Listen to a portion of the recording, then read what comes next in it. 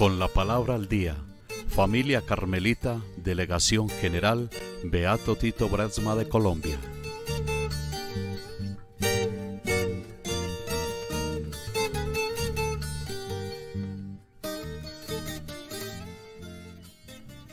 Martes 27 de julio.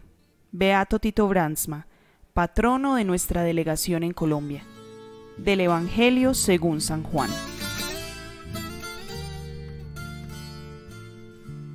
En verdad les digo, si el grano de trigo no cae en tierra y muere, queda solo, pero si muere, da mucho fruto. Palabra del Señor.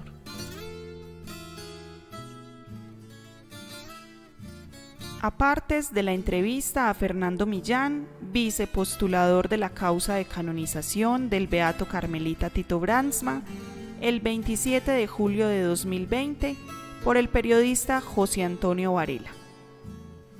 El padre Tito murió asesinado en el campo de concentración de Dachau, en plena Segunda Guerra Mundial. Pregunta: recién asumió usted la tarea de vicepostulador de la causa de canonización del Beato Tito Brandsma. ¿Cuáles son sus planes inmediatos a fin de tenerlo como santo? Padre Millán: yo asumí este encargo algunos meses después de terminar de ser prior general de la Orden en septiembre de 2019, y por tanto, cuando el proceso estaba ya muy avanzado. Hay que seguir divulgando su testimonio y su mensaje para nuestro tiempo, porque ese es en definitiva el don de los santos a la Iglesia. Pregunta: ¿qué puede adelantar acerca de los supuestos milagros atribuidos a su intercesión?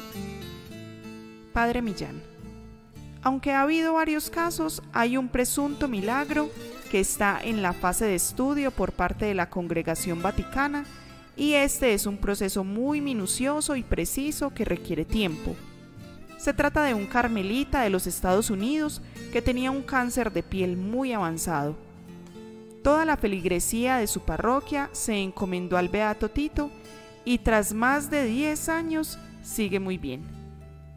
Esta es la última fase de un proceso que ha durado muchas décadas, porque en cierto modo fue pionero, ya que se trata del primer caso que se abordó como martirio del nacionalsocialismo. Pregunta: ¿por qué el mundo actual se beneficiaría con la figura y mensaje del Beato Tito si fuera incorporado de modo definitivo al libro de los santos de la Iglesia? Padre Millán: creo que la figura de Tito Brandsma constituye una llamada a la reconciliación, a la solidaridad con las minorías. Se negó a obedecer ciertas normas contra los niños judíos en los colegios carmelitas. Una llamada al encuentro en esta sociedad muy dividida y encrespada. Más aún, en estos tiempos tan dolorosos que estamos viviendo por la pandemia, su testimonio de esperanza en una situación terrible como la que él vivió es realmente inspirador. No se trataba solamente de un optimismo psicológico, que también lo tuvo, sino de una esperanza, digamos, teologal, una plena confianza en Dios, precisamente cuando todo parece hablarnos de su ausencia. Pregunta: la sociedad está encrespada y hay mucha división. Padre Millán: creo que su testimonio es muy actual en favor de la reconciliación.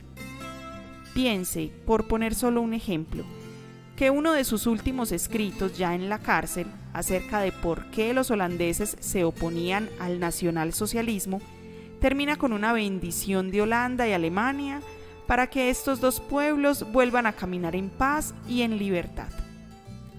Pregunta: dentro de la familia carmelita, usted es un profundo estudioso de la vida del padre Brandsma.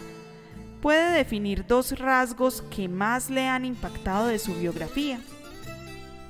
Padre Millán: aparte de lo que le acabo de indicar, yo destacaría su profunda espiritualidad, no solo teórica. Como profesor fue un experto en la mística renano-flamenca, así como en la obra y la doctrina de Santa Teresa de Jesús, sino vital y existencial. Aunque él fue muy discreto en cuanto a su vida interior personal, esta trasciende en los momentos dramáticos de los campos de concentración por los que pasó. Como indicó Juan Pablo II en la homilía de la beatificación, un heroísmo tal no se improvisa. Es el fruto de una rica vida interior. Pregunta: ¿eso impacta aún hoy? ¿Y el otro rasgo? Padre Millán: destacaría su capacidad de diálogo, de entendimiento. Fue un hombre ecuménico en el sentido más profundo y hermoso de la palabra, y no solo de teoría, sino en las altas y muy delicadas responsabilidades que desempeñó, como rector de la Universidad Católica de Nimega o como delegado del episcopado holandés para la prensa. No era fácil vivir ese espíritu de escucha y de reconciliación en aquella Europa febril y convulsa. Pregunta: en el libro de su autoría, usted presenta al mártir carmelita como una figura poliédrica. ¿Cómo entender su versatilidad? Padre Millán: Tito Brandsma tuvo una capacidad enorme de trabajo al que se entregaba con gran generosidad. Quizás esa sea la clave para entender la diversidad de tareas a las que se dedicó. Profesor de la universidad, rector, conferenciante, traductor y estudioso, fundador de colegios, periodista profesional y teórico del rol del periodismo y otras muchas cosas aparte de una intensa labor pastoral, muy personal, muy directa, en la línea del Papa Francisco. Pregunta: pocos saben que su muerte trajo la conversión de la enfermera que lo ejecutó con una inyección letal. Padre Millán: efectivamente, la enfermera que le aplicó la inyección de ácido fénico declaró con el nombre ficticio de Ticia en el proceso de beatificación.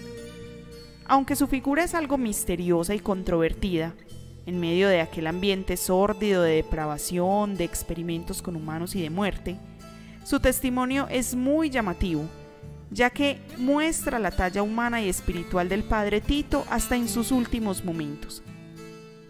Pregunta: ¿se ve entonces que su figura puede abrirse espacio en la vida de los periodistas? Padre Millán: la Organización Intercristiana de los Medios, con sede en Ginebra, concede cada 3 años un premio con el nombre de Titus Brandsma Award a periodistas o instituciones que se han destacado en la defensa de la ética periodística, de los derechos humanos o de la libertad de expresión. Un bonito homenaje al Beato Tito de parte de sus colegas.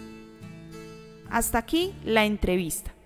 El 26 de noviembre de 2020, la consulta médica, nombrada por la Congregación Vaticana de las Causas de los Santos, reconoció la imposibilidad de explicar científicamente la curación del carmelita norteamericano, padre Miguel Driscoll, atribuida a la intercesión del Beato Tito, y el pasado mes de mayo el Congreso de los Teólogos dio su visto bueno al tema del milagro por su intercesión.